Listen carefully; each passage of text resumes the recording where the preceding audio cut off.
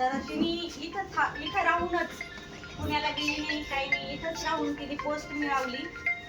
त्या मोटिवेशनसाठी तुम्हाला तिथे 2 शब्द सांगणार आहे, तर सगळ्यांनी ऐकावं.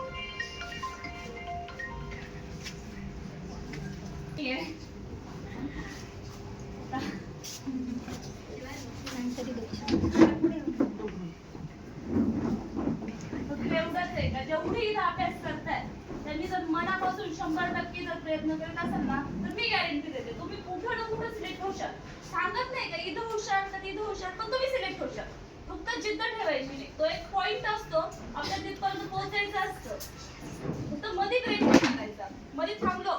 काहींचा पॉइंट 1 किलोमीटर असतो, मी सांगते डिस्टन्स. काहींचा डिस्टन्स जास्त असतो, काहींचं कमी असतं, काहींचं ॲव्हरेज कमी असतं, काहींचं जास्त असतं, काहींना लवकर भेटतं, काहींना लेट भेटतं, पण भेटतं. जर तुम्ही मध्ये थांबले मग झालं. पण तुम्ही तुमची स्पीड ना, तुमचं पॉइंट ठेवून तर जात राहिले तुम्हाला नक्की भेटेल. स्वतःला कधीच रिझन द्यायचं नाही कमी ना, आता हा घरी प्रॉब्लेम चालू आहे, नाही ऍडजस्ट होत नाहीये किंवा बस नाही. मी स्वतः मला 1 वर्ष 1 ते 1.5 वर्ष सगळ्यांना पाहिजे, मला जागा भेटत नव्हती. मी कधी याच्या जागेवर बसायचे, कधी त्याच्या जागेवर बसायचे, कधी कुठं बसायचे, कधी कुठं बसायचे. नंतर मला भेटायला लागली, ओळख झाली जागा.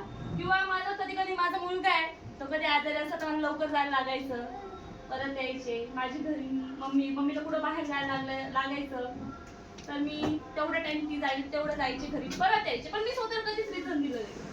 कारण आता नाही जाऊ दे, सोडून देते, ऍडजस्ट नाही होते, असं तसं स्वतःला कधीच रिझन नाही दिलं.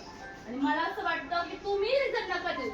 आणि असं कधीच नाही का लग्न झालं, आता एक मुलगा आहे, आता कसं करील किंवा कसं होईल, सगळं होतं आपण केलं तर. स्वतःला रिझन नाही द्यायचं. आणि आता तुमच्याकडे आहे जे लग्न झालं त्यांच्याकडे टाइमच आहे, त्यांनी पण पूर्ण प्रयत्न करा.